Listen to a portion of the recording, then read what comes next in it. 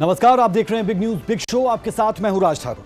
Big news में हमारी पहली खबर रूस यूक्रेन जंग को लेकर, जो अभी फिलहाल थमता नजर नहीं आता। अमेरिकी राष्ट्रपति डोनाल्ड ट्रंप की पहल पर व्हाइट हाउस में एक बड़ी बैठक हुई, जिसमें यूक्रेन के राष्ट्रपति जेलेंस्की समेत यूरोपीय यूनियन के देश शामिल हुए। इस बैठक में रूस यूक्रेन जंग पर विस्तार से चर्चा की गई, जिसमें निष्कर्ष निकला कि फिलहाल इतनी जल्दी सीज फायर संभव नहीं और अब अगली बैठक 15 दिनों के अंदर हो सकती है, जिसमें रूस के राष्ट्रपति व्लादिमीर पुतिन भी शामिल होंगे। हालांकि इस मीटिंग में दिलचस्प यह रहा कि अमेरिका अब यूक्रेन को सुरक्षा गारंटी देने को तैयार हो चुका है। अब सवाल यह उठता है कि राष्ट्रपति डोनाल्ड ट्रंप रूस यूक्रेन के बीच मध्यस्थता के लिए बैठक बुलाते हैं या फिर इसे समझा कुछ ऐसे जाए कि यह बिजनेस डील थी। वैसे भी डोनाल्ड ट्रंप अपने दूसरे कार्यकाल में राष्ट्रपति कम और बिजनेसमैन की भूमिका में ज्यादा दिखते हैं। इस बारे में हम आपको विस्तार से बताने वाले हैं, इसके समीकरण और उसके साथ साथ देश की, विदेश की और पूरे भूगोल की परिस्थिति, यानी पूरी दुनिया की परिस्थितियां कैसे बदल सकती है। हमारी दूसरी खबर भारत चीन रिश्तों को लेकर रहने वाली है, जिस पर सालों से पड़ी मोटी चादर धूल की अब हटती दिख रही है। चीन के विदेश मंत्री इन दिनों भारत दौरे पर है, जहां उनकी मुलाकात पीएम नरेंद्र मोदी से हुई। इससे पहले भारत के विदेश मंत्री एस जयशंकर और एनएसए अजीत डोभाल से मुलाकात हो चुकी है। इस दौरान दोनों देशों में आपसी सहयोग बढ़ाने पर जोर दिया गया। हमारी तीसरी खबर रहने वाली है एसआईआर को लेकर विपक्ष का विरोध प्रदर्शन। इसे लेकर बदस्तूर जारी है। बिहार से लेकर दिल्ली तक इसे लेकर जमकर सियासी तकरार हर रोज देखने को मिल रही है और इसी वजह से संसद की कार्यवाही लगातार 19वें दिन भी बाधित ही रही। चौथी खबर उपराष्ट्रपति के चुनाव को लेकर रहने वाली है। बीजेपी इस कोशिश में जुटी है कि एनडीए उम्मीदवार सीपी राधाकृष्णन के पक्ष में सर्वसम्मति बना ली जाए, लेकिन इस बीच पीएम नरेंद्र मोदी ने सीपी राधाकृष्णन को एनडीए के सहयोगी नेता से परिचय करवाया है। इसके बाद हमारी पांचवी खबर बाढ़ और बारिश को लेकर रहेगी। पहाड़ी राज्य हिमाचल प्रदेश से लेकर दिल्ली और मुंबई तक बारिश का कहर बदस्तूर जारी है और लोगों का परेशान होने का सिलसिला भी थमने का नाम नहीं ले रहा। तो चलिए शुरू करेंगे बिग न्यूज बिग शो का सफर और दिखाएंगे आपको ये तमाम खबरें, क्योंकि ये सीधा जुड़ी है आपसे।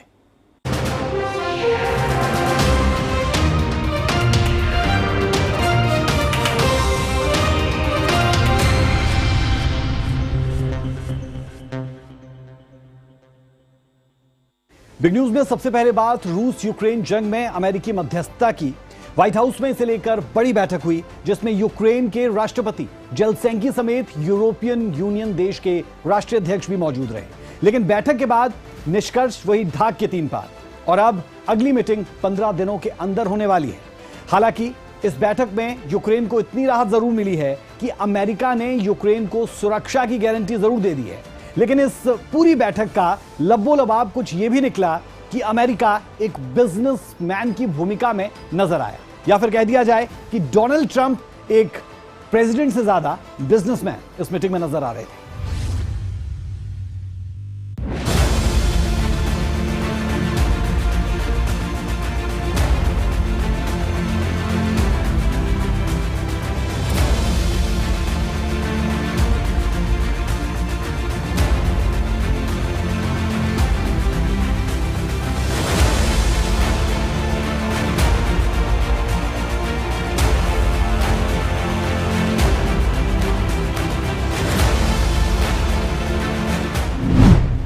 व्हाइट हाउस में ट्रंप जेलेंस्की की मुलाकात।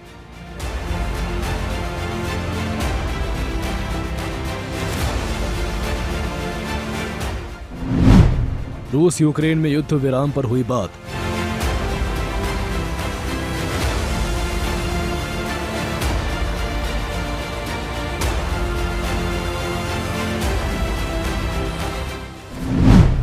ईयू नेताओं की मौजूदगी में घंटों चला मंथन।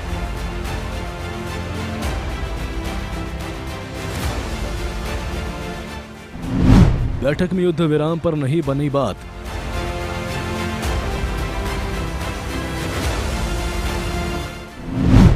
अब ट्रंप को अगली मीटिंग का है इंतजार।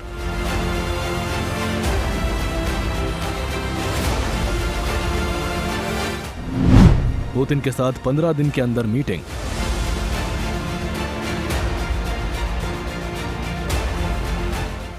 16 अगस्त को अलास्का में ट्रंप पुतिन की मुलाकात हुई थी।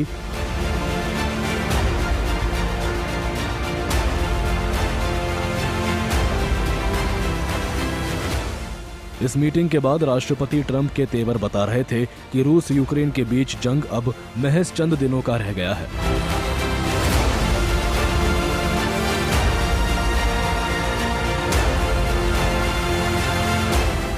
पुतिन के साथ इस बैठक से अति उत्साहित ट्रंप ने जेलेंस्की को व्हाइट हाउस में मीटिंग के लिए बुलाया। साथ में यूरोपियन यूनियन देशों को भी निमंत्रण था।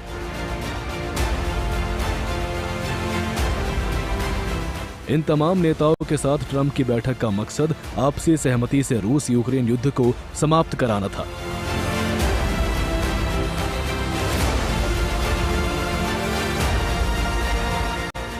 लेकिन घंटों चली इस बैठक के बाद ट्रंप इस निष्कर्ष पर पहुंचे कि रूस यूक्रेन के बीच युद्ध विराम आसान नहीं है। राष्ट्रपति ट्रंप ने कहा कि हमारी पहली प्राथमिकता पुतिन और जेलेंस्की की मुलाकात और यूक्रेन की सुरक्षा गारंटी है।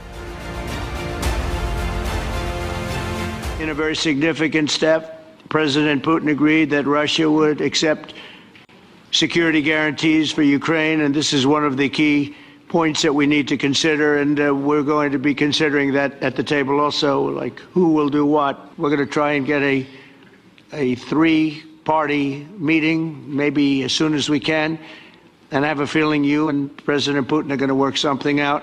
But I believe a peace agreement at the end of all of this is something that's very attainable, and it can be done in the near future. रूस Ukraine के बीच युद्ध समाप्ति को लेकर व्हाइट हाउस में बुलाई गई बैठक घंटों चली।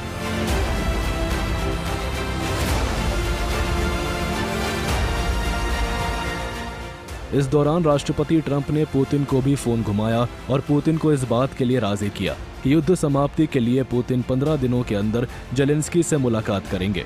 इस दौरान राष्ट्रपति ट्रंप भी मौजूद होंगे, यानी अब अगली बैठक त्रिपक्षीय होगी। We've had a lot of good discussions, a lot of good talks, and I think progress is being made, very substantial progress in many ways. We had a good meeting, as you know, just a short while ago with the president of Russia, and I think there's a possibility that something could come out of it, and today's meeting is very important. We have, I guess, the seven very powerful leaders from Europe, and we're going to be meeting with them right after this meeting, and thank you very much for being here. लेकिन सवाल यह है कि Trump की मेजबानी से Zelensky और Putin की अगली बैठक कहां होगी और कब होगी। इस सवाल के जवाब में जेलेंस्की ने कहा कि हमारे पास अगली मुलाकात की कोई तारीख नहीं है। Thank you so much, Mr. President. If I can, first of all, thank you for invitation and thank you very much for your efforts, personal efforts to stop killings and stop this war. अब बात राष्ट्रपति Trump की, जिन्होंने Ukraine को सुरक्षा guarantee के बदले हथियार की बड़ी डील की है। ट्रंप के साथ बैठक के बाद जेलेंस्की ने बताया कि अमेरिका से करीब 8 लाख करोड़ रुपए के हथियार खरीदेंगे। यूक्रेन को यह पैसा यूरोपीय देशों से मिलेगा। All of us want to finish this war, stop Russia and stop this war. We spoke about it and we will speak more about security guarantees. This is very important that the United States gives such strong signal and is ready for security guarantee. बहरहाल राष्ट्रपति Trump के साथ इस बार Zelensky की meeting बेहद खुशनुमा माहौल में हुई और दोनों नेता एक दूसरे के साथ बेहद सरल दिखे। जाहिर है ऐसा होने से जेलेंस्की ने राहत की सांस ली होगी, क्योंकि इस बैठक से पहले कई तरह के कयास लगाए जा रहे थे। अब सभी की निगाहें अगली मीटिंग पर टिक गई है। ब्यूरो रिपोर्ट, सूर्य समाचार। बिहार में वोटर वेरिफिकेशन के मुद्दे पर सड़क से संसद तक सियासी तकरार जारी है। विपक्ष के हंगामे की वजह से संसद सत्र 19वें दिन भी स्थगित हुआ। तो वहीं बिहार में राहुल गांधी और तेजस्वी यादव ने अपना दम दिखाया। इस बीच बीजेपी लगातार आरोप लगा रही है कि विपक्ष के पास कोई मुद्दा ही नहीं है। एसआईआर पर सिर्फ भ्रम फैलाया जा रहा है।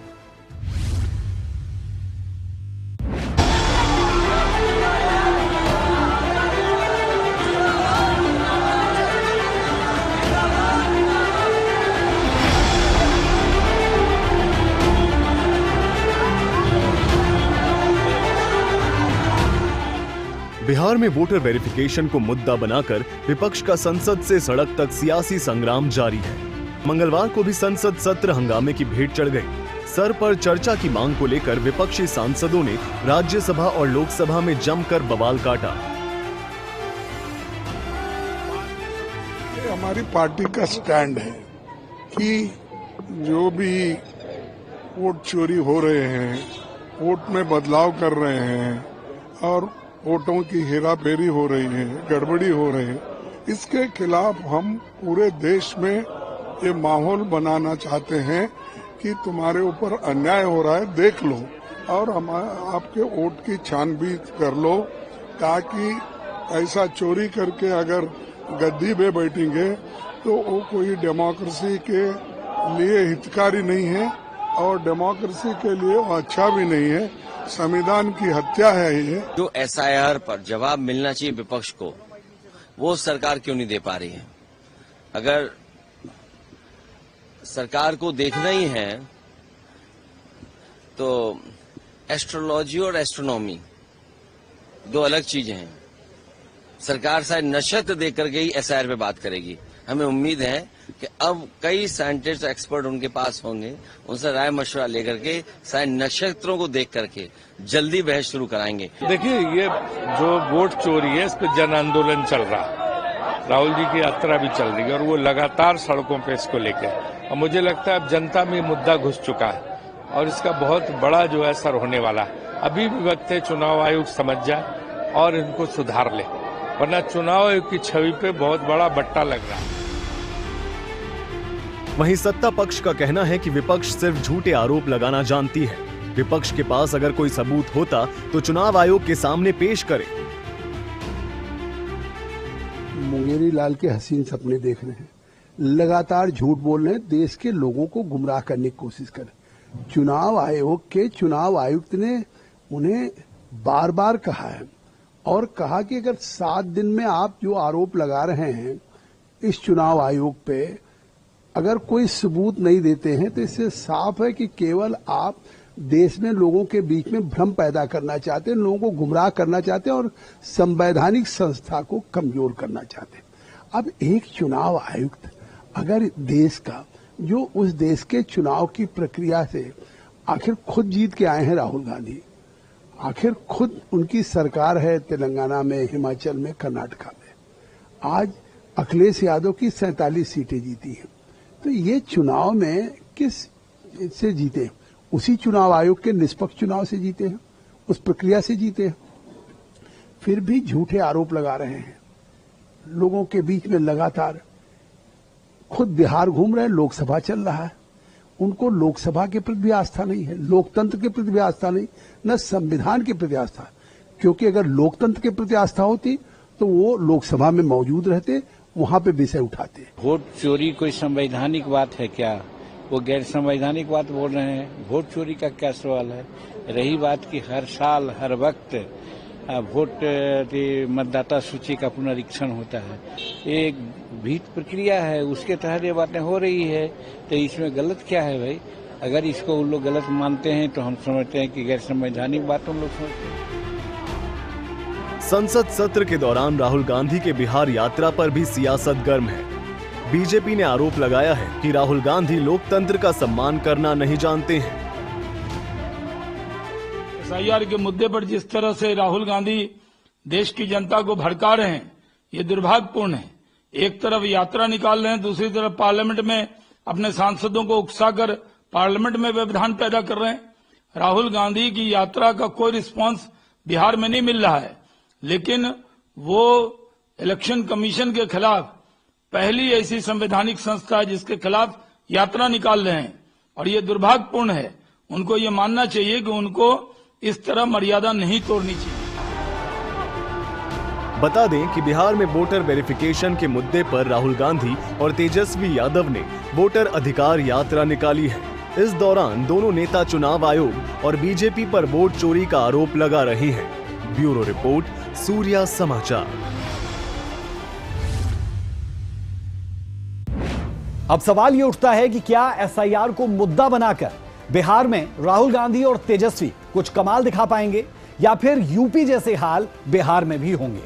क्योंकि जिस राहुल गांधी की गाड़ी पर इन दिनों तेजस्वी यादव सवार है, उस गाड़ी पर यूपी में कभी अखिलेश यादव भी सवार हुआ करते थे, लेकिन रिजल्ट उम्मीद से कोसों दूर रहा था।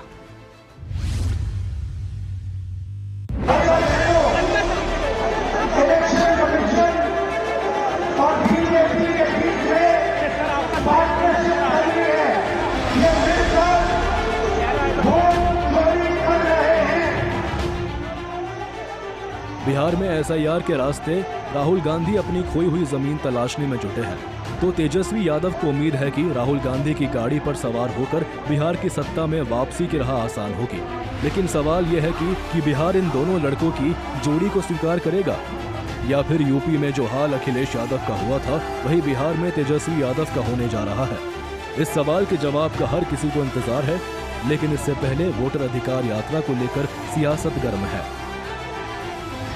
यात्रा जो है लोगों का अपार प्यार और समर्थन जो है मिल रहा है, और लोग को अब समझ में आ रहा है कि किस प्रकार से जो है भाजपा के लोग मिलकर के सबसे पहले चुनाव आयोग को ही चुरा लिया, अब जो है वोटों की चोरी हो रही है।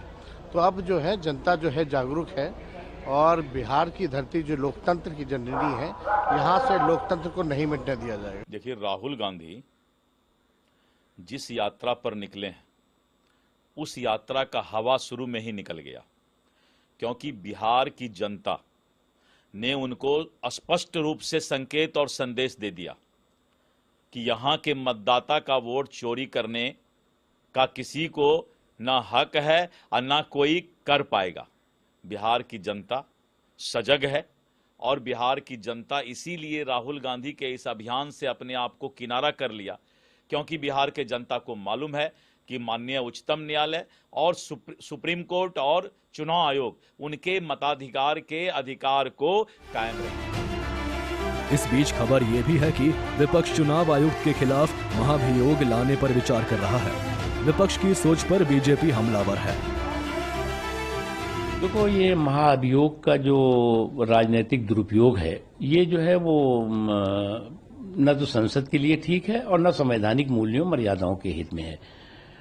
जो हमारे संविधान ने हमें संसद को जो है वो महाअभियोग का जो अधिकार दिया है, उसका जो है वो राजनीतिक दुरुपयोग हो। एक बार महाअभियोग आया जिसमें कि कांग्रेस लाई थी और सारा विपक्ष एकजुट था वो जस्टिस सेन के मुद्दे पर, कलकत्ता हाई कोर्ट के, और वो महाअभियोग जो है वो पास हुआ। लेकिन आप हर दिन जो है वो महाअभियोग की चिट्ठी लेके घूमेंगे तो ये मजाक बनेगा। इसका ये राजनीतिक दुरुपयोग है, राजनीतिक प्रयोग है। ये इस तरह का राजनीतिक प्रयोग किसी के लिए हित में नहीं। कुल मिलाकर इस बार बिहार चुनाव में एसआईआर बड़ा मुद्दा होगा, जिसे विपक्ष भुनाने की पुरजोर कोशिश करेगा, तो एनकाउंटर के लिए बीजेपी भी तैयार है। ब्यूरो रिपोर्ट, सूर्य समाचार।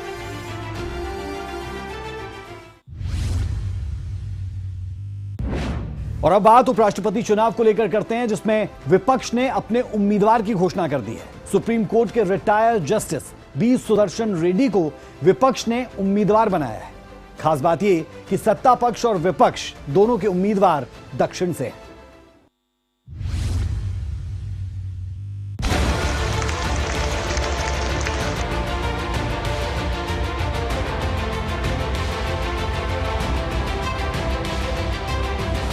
उपराष्ट्रपति चुनाव को लेकर विपक्ष ने अपने पत्ते खोल दिए हैं। इंडिया गठबंधन ने सुप्रीम कोर्ट के retired justice B Sudarshan Reddy को उम्मीदवार बनाया है। सुदर्शन रेड्डी आंध्र प्रदेश के निवासी हैं, गुवाहाटी हाई कोर्ट के चीफ जस्टिस और गोवा के पहले लोकायुक्त रह चुके हैं। साल 2007 में सुप्रीम कोर्ट के जज नियुक्त हुए थे। This vice presidential contest is an ideological battle. It is not just a battle, it is an ideological battle, and all the opposition party agreed on this. That's why we are contesting unitedly. वहीं NDA संसदीय दल की बैठक हुई, जिसमें PM Modi ने उपराष्ट्रपति पद के उम्मीदवार सीपी राधाकृष्णन को बधाई दी और सम्मानित किया। इस दौरान राधाकृष्णन को एनडीए के सभी सांसदों से भी मिलवाया गया। उनका परिचय आदरणीय प्रधानमंत्री मोदी जी ने एनडीए संसदीय दल के बैठक में राधाकृष्णन जी का परिचय दिया है। परिचय के साथ साथ आदरणीय प्रधानमंत्री नरेंद्र मोदी जी ने अपील किया है कि उपराष्ट्रपति जी के इस चुनाव में जो उम्मीदवार एनडीए ने तय किया है उनको पूरे पार्टी मिलकर के सब पार्टी के दल सब एमपीज एक साथ आकर के सर्वसम्मति से समर्थन करें, ये आदरणीय प्रधानमंत्री जी ने अपील किया है।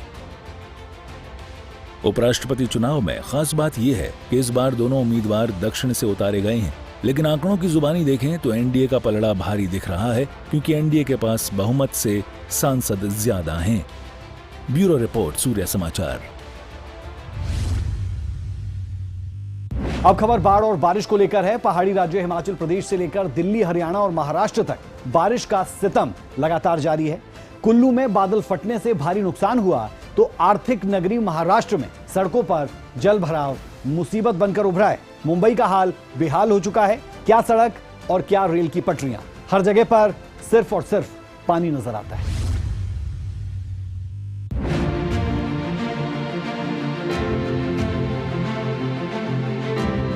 देश में खराब मौसम की स्थिति बनी हुई है। कुदरत अभी शांत नहीं हो रही है।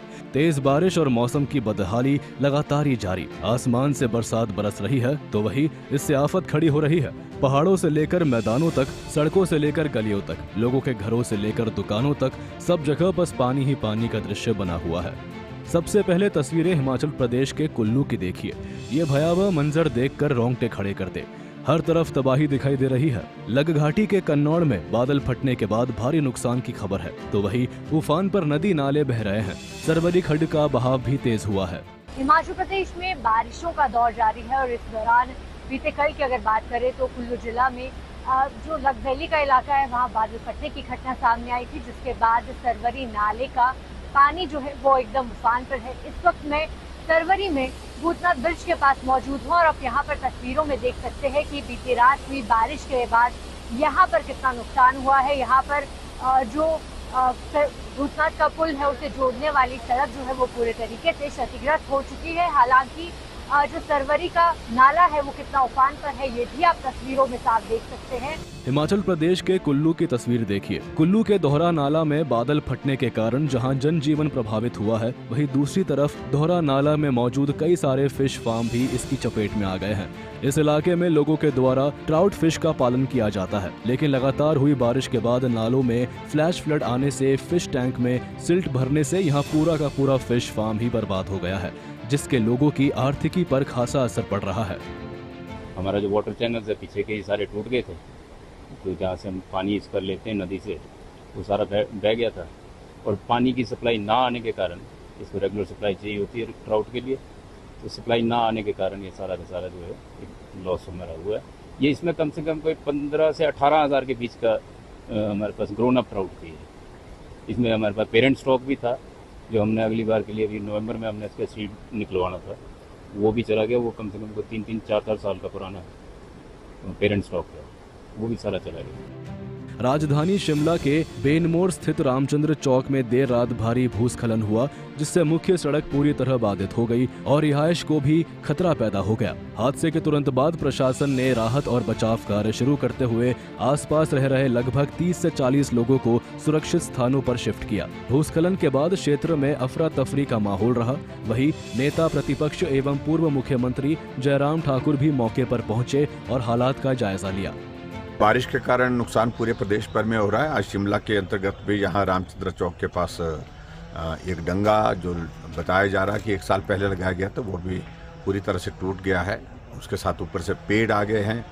ऊपर वाले जो सड़क से ऊपर रहते हैं लोग, उनको भी खतरा हो गया है। सड़क से नीचे जो लोग हैं उनको भी बहुत बड़ा खतरा है। वो चिंता का विषय है। निश्चित रूप से हमारे यहाँ पर पीडब्ल्यू डिपार्टमेंट के अधिकारी, कॉरपोरेशन के और उसके साथ साथ में इलेक्ट्रिसिटी बोर्ड के हमारे कर्मचारी अधिकारी इस काम में लगे हुए हैं, जुटे हुए हैं। अभी भी जो है बारिशों का रुकना जो है नहीं हुआ है, इसमें कोई कमी नहीं आई है।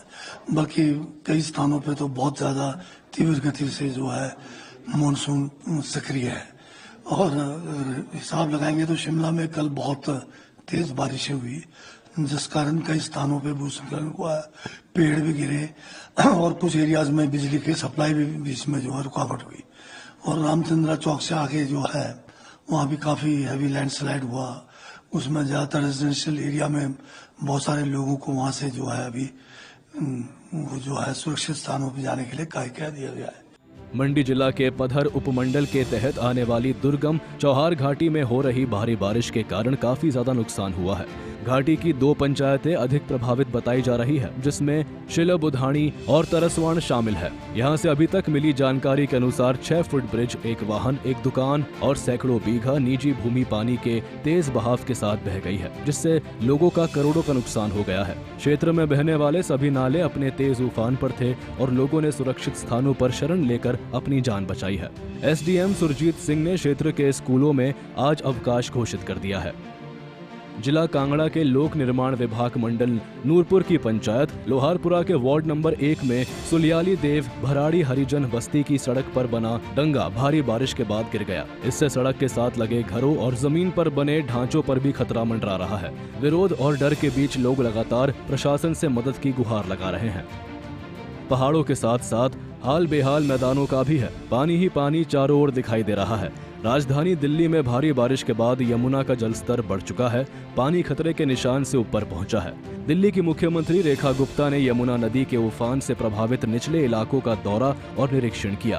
पानी का लेवल सुबह थोड़ा 206 को टच होने वाला था, तब ये पानी यहाँ तक आया है, परंतु इससे आगे नहीं आया। ये हमारे लिए सही साइन है और मैंने पूरा कंट्रोल रूम में भी चेक किया है। पूरी तादाद में जिसमें पानी आ रहा है उसी प्रकार से आगे निकल रहा है। तो पानी होल्ड होने जैसा बहुत नहीं है, क्योंकि ये सबसे लो लाइन एरिया है। ये यमुना फ्लड प्लेन का एरिया है जहाँ पे ये मकान बसे हुए हैं। हमने इनको निवेदन भी किया था कि आप लोग यहाँ से शिफ्ट हो जाएं जरा थोड़ा दिन के लिए, तो नहीं, अभी ये हुए हैं, यहीं पर बसे हुए हैं। तो मैंने पूरा खुद जाकर के पूरा माहौल देखा है। अभी एक दिक्कत, क्योंकि बिजली जो बंद हुई है, बस उतना मेन दिक्कत है। बाकी चीजें, ये पानी मुझे लगता है कि आजकल में उतर जाएगा। मुंबई और उसके आसपास के इलाकों में लगातार हो रही मूसलाधार बारिश ने जनजीवन को अस्त व्यस्त कर दिया है। इसी के तहत भारतीय मौसम विज्ञान विभाग ने रेड अलर्ट जारी किया है। सड़कों पर भारी जलभराव है, जिससे आवागमन में बाधा हो रही है। धेरी सबवे सहित शहर के कई हिस्सों में पानी भर जाने से ट्रैफिक पूरी तरह से रुक गया है। अंधेरी सबवे को 6 घंटे से ज्यादा समय तक बंद रखना पड़ा, जिससे लोगों को दूसरे रास्तों का इस्तेमाल करना पड़ा। बारिश ने उड़ानों को भी प्रभावित किया है। इंडिगो एयरलाइंस ने यात्रियों के लिए एडवाइजरी जारी करते हुए बताया कि एयरपोर्ट जाने वाले रास्तों पर जलभराव और ट्रैफिक जाम के कारण उड़ानें देरी से चल रही है। महाराष्ट्र के ठाणे में हादसा हो गया। भारी बारिश के कारण ठाणे स्टेशन जाने वाली सड़क पर एक विशाल पेड़ गिर गया। पेड़ गिरने से मार्ग अवरुद्ध हो गया, जिसके बाद युद्ध स्तर पर पेड़ हटाने का काम शुरू किया गया। महाराष्ट्र के ही वाशिम में भारी बारिश के कारण कबारदारी बांध की दीवार टूट गई, जिससे गांवों और खेतों में पानी भर गया, जिस कारण ग्रामीणों को काफी परेशानियों का सामना करना पड़ रहा है। ब्यूरो रिपोर्ट, सूर्य समाचार। बिग न्यूज बिग शो में अभी के लिए हमारा और आपका साथ इतना ही। मुझे और मेरी पूरी टीम को दीजिए इजाजत। खबरों का सिलसिला बदस्तूर जारी है। नमस्कार।